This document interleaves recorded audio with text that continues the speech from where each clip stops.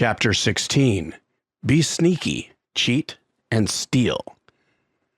The happiness teachings in the Tibetan tradition were generally not shared or even mentioned until an aspirant had practiced mindfulness meditation for thousands of hours.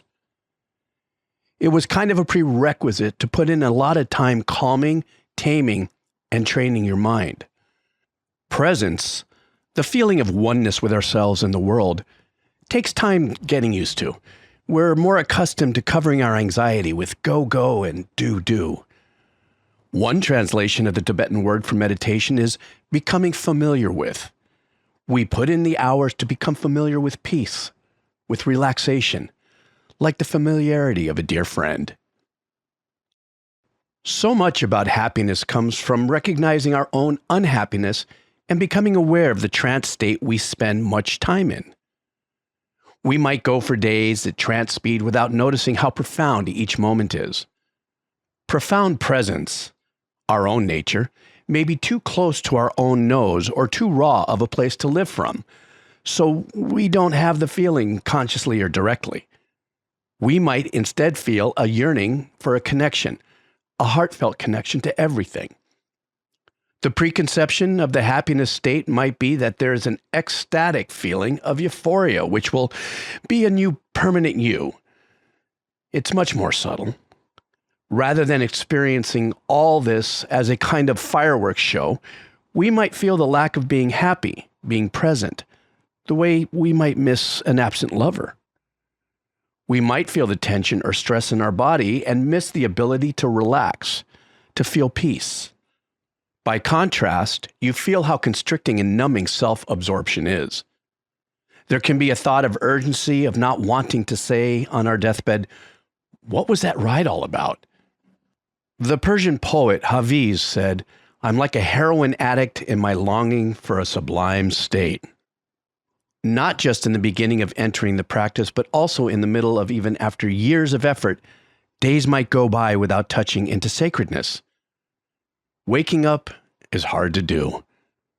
Sometimes you have to cheat and steal to integrate precious sacredness into your life.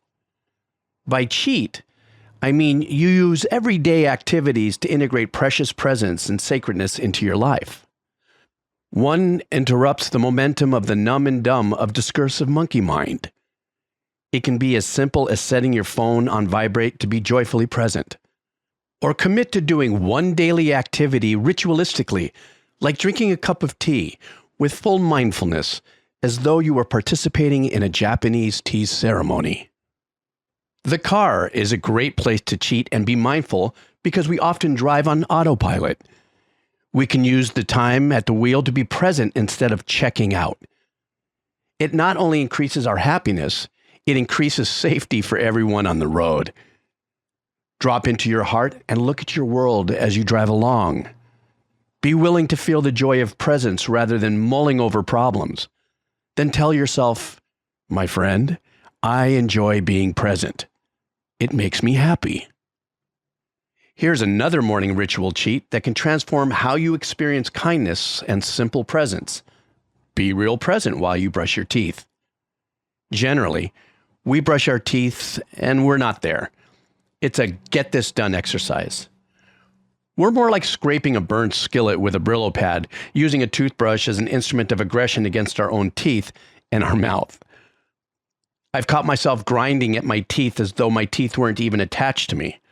Instead, I now catch myself in this self-attack, stop and really show my teeth some love. They're my teeth. They do good work and serve me day after day. The least I can do is brush them with affection and gratefulness.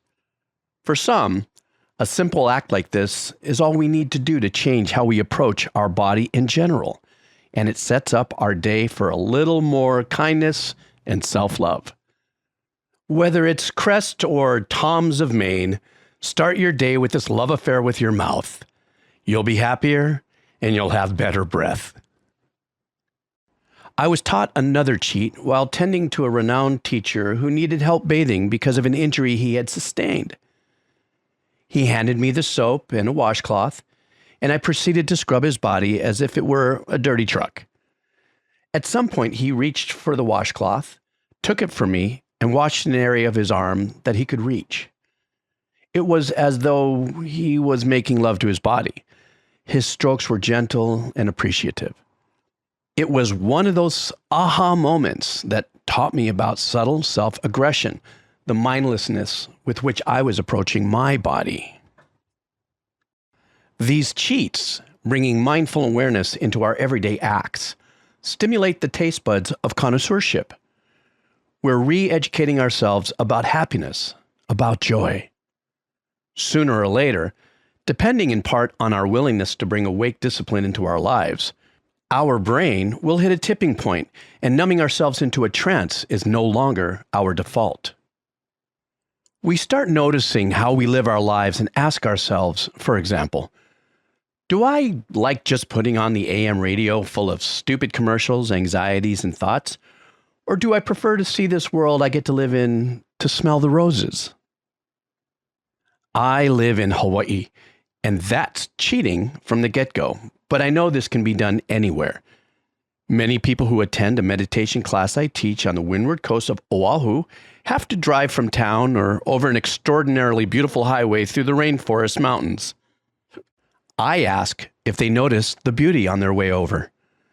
Maybe their hands were on the wheel and they noticed being someplace other than in the body, churning out schemes or worries. So I suggest that on the way back, they drop into their hearts and let themselves be present. Voila! There's home. Ask yourself, do I like being present and part of this beauty? Is it more fun than being caught up in my head, distracted by an internal babysitter? That default state of needing constant entertainment is basically there because of anxiety and fear. It's a seriously life-sucking bad habit of eons. When your wisdom says, give me that presence, that belonging thing, you've taken another step towards being a connoisseur. This kind of practice grows the areas of the prefrontal cortex that acknowledge joy. We literally wire ourselves to recognize happiness. So cheat formal practice time, cheat ignorance. Don't limit yourself to enjoying the sacredness of life to designated times of the time formal practice. The vast majority of us won't put in the hours and hours of formal practice at 12,000 feet in a 1,000-year-old temple. Cheat like this because you don't live in a monastery in the Himalayas. Your monastery is the Pali Highway in Hawaii, or Route 66, or waiting in a line in a grocery store. Surrender into happiness moment after moment. When the phone vibrates or rings, when you're driving, and when you're sitting quietly sipping a cup of tea. This kind of stealing is easy. Every time you see a smile, every time you witness kindness, steal it. Thank them for their gift. Feel it and inquire, am I happier after stealing the smile, the kindness, or am I happier being preoccupied and frowning? It's obvious, but literally saying these things to yourself break the habit of thinking happiness will come from occupying yourself with busyness and thought.